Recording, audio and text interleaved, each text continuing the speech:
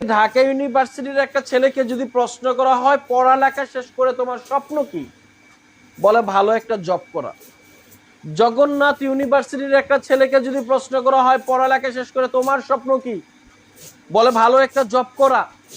Eden কলেজের একটা মেয়েকে যদি প্রশ্ন করা হয় পড়ালেখা শেষ করে তোমার স্বপ্ন কি, ভালো একটা জব করা।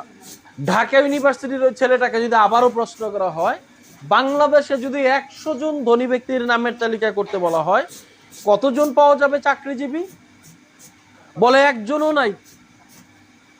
বাংলাদেশে যদি 1000 জন ধনী ব্যক্তির নামের তালিকা করতে বলা হয় কতজন পাওয়া যাবে চাকরিজীবী, একজনও নাই। বাংলাদেশে যদি 10,000 ধনী ব্যক্তির নামের তালিকা করতে বলা হয় কতজন পাওয়া যাবে চাকরিজীবী, একজনও নাই। এই 10,000 ধনী ব্যক্তির নামের তালিকায় যাদের নাম তারা কারা? তারা উদ্যোক্তা, তারা ব্যবসায়ী, তারা কাজ করে না, তারা কাজ করায়।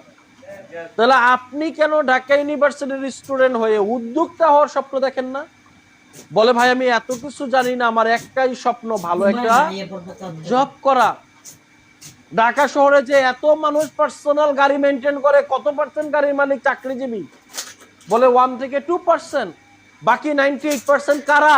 বলে তারা উদ্যোক্তা, তারা ব্যবসায়ী, তারা কাজ করে না, তারা কাজ করায়। তাহলে আপনি কেন উদ্যোক্তা হওয়ার স্বপ্ন দেখেন না? বলে ভাই আমার এত কিছু বুঝি না, আমার একটাই স্বপ্ন ভালো একটা জব করা। আমরা ছোটবেলা থেকে যেই চিন্তা ভাবনা নিয়ে বেড়ে উঠি আমাদের ব্রেন এটাকেই সত্য বলে মেনে নেয়, হোক এটা সঠিক অথবা এটা ভুল।